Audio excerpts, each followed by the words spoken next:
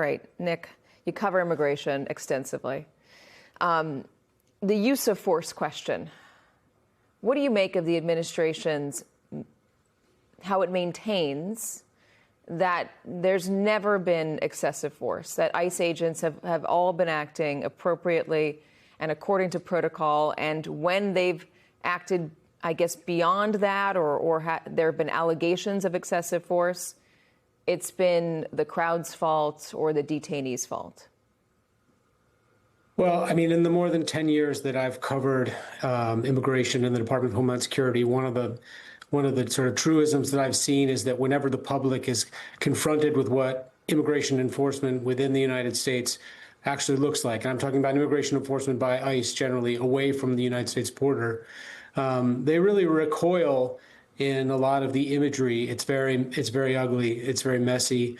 And the use of force incidents that we've seen that the administration defends almost reflexively, given the White House's very aggressive posture on this, those images look like, heavily armed, masked authorities dressed like almost like military commandos in many cases, using extraordinary force in American communities and cities, and it's just not something that they're used to seeing, and that's why I think it's a big reason that the immigration issue is becoming a loser for this administration.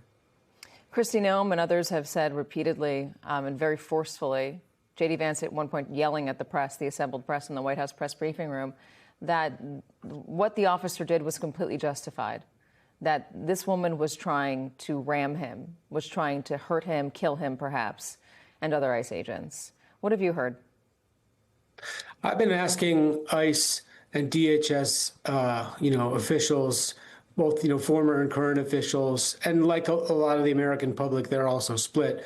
There are, ICE officials whose opinions I respect, who say that the officer who fired those shots probably shouldn't have put himself in that position in front of that vehicle. That was a very aggressive approach, but that once that vehicle was heading toward him, and as we've seen from another angle, made contact with him, that he would probably be exonerated for using deadly force in those circumstances, given what the use of force rules state. I think all of this, it's still early to come to conclusions, and all of this will be part of that investigation. But we also now know that officer was injured in a dragging incident and also involving a vehicle 6 months ago, and who knows what that officer's state of mind was as they put themselves, as he put himself right in front of this vehicle. Gil, I want you to weigh in on this argument and this debate out there about whether this use of force was justified. Again, this is the sort of thing that normally would get investigated fully before officials would come out and determine a conclusion, determine a decision. And it is unusual for this administration to come out in the immediate aftermath of the shooting yesterday and the hours after and state definitively, as Kristi Noem did, that she was a domestic terrorist and the ICE agent was completely in the right. As J.D. Vance has said today, that he's absolutely immune. Yeah, I think what they're saying is we want to get this behind us as quickly as possible. We want to cover it up. This isn't the FBI that I know for decades. This is an FBI that is part of the political White House. So I would be very skeptical of the outcome of the investigation. This is the kind of incident that was completely avoidable. And city police officers are trained. Don't put yourself in front of a car. Don't reach into a car. Don't grab the door handle, etc. So all this just continually points to an organization that is ill-trained, ill-prepared, and incredibly poorly led to police in an urban environment. Tom Homan's head of the border, but also deportations. And in an interview initially he said that the investigation needed to happen before he was going to make a decision. But Gil, he also said that, again, he's never seen any instance of excessive force use, that everything has been justified. I believe you've worked with Tom Homan in the past. I asked this of Susan Cardenas, who was on a little bit earlier, and she said she worked with him as well. And her response was, Tom knows better. What do you make of Tom Homan, the Tom Homan that we see today? You know, this isn't the Tom Homan that I worked with, that we both reported to Secretary Jay Johnson.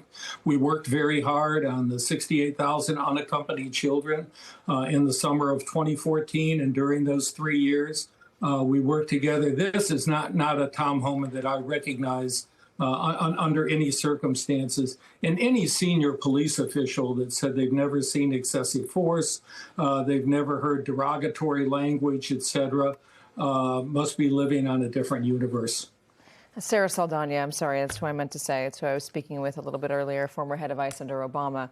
I wonder, Peter, after this, I mean, is there any indication that the White House is going to change tactics?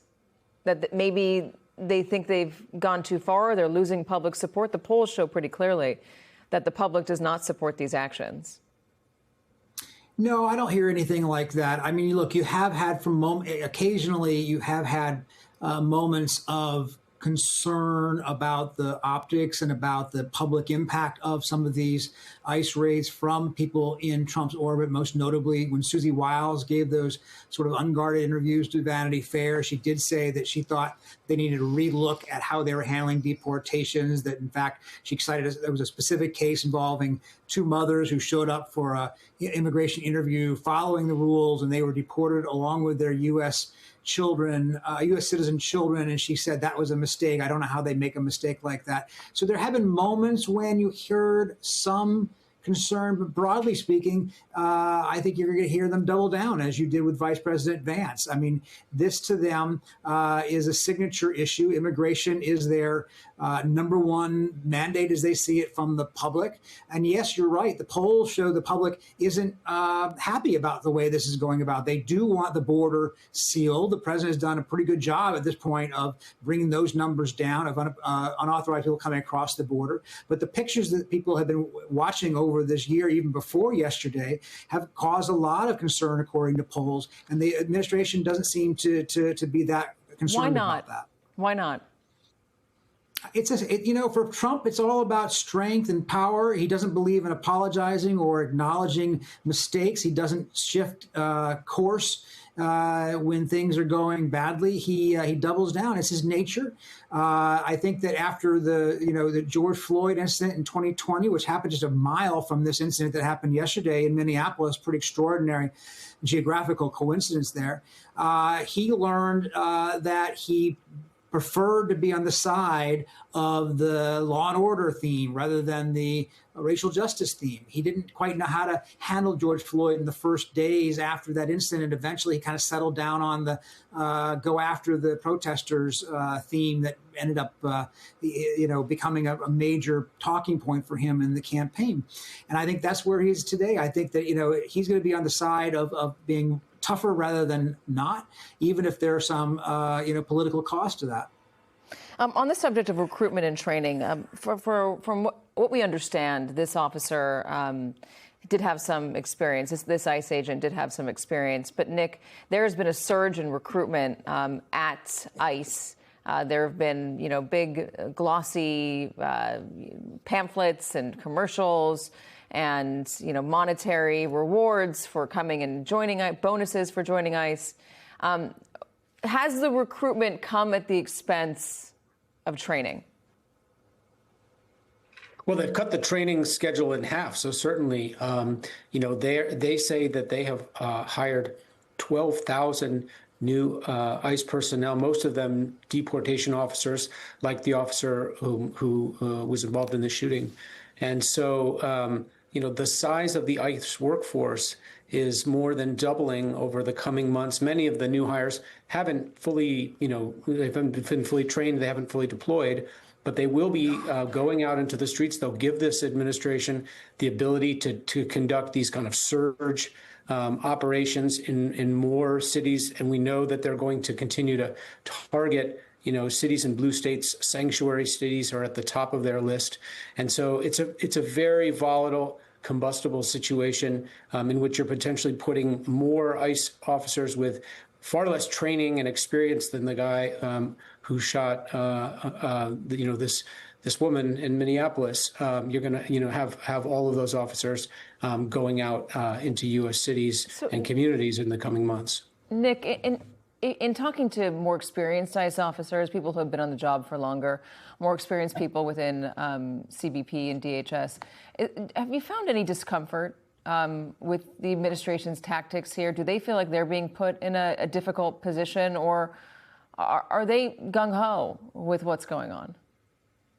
It's a mix, but I have certainly heard from many veteran ICE officers and officials who have described the incredible stress of this past year, the relentless demands of the administration, particularly from Stephen Miller himself, who, is just, putting more and more pressure on ICE to boost deportation numbers, to boost the number of people that they arrest, coming up with these arbitrary arrest quotas in order to meet, the president's goal of 1 million deportations a year. And so, all of that has filtered down to the level of ICE officers. And of course, many of them are gung-ho. They're completely, on board with what this administration is doing, what it's telling them about how they're heroes, about how they're saving the country. I'm not going to pretend that many of the ICE workforce isn't all in on that kind of rhetoric and that approach.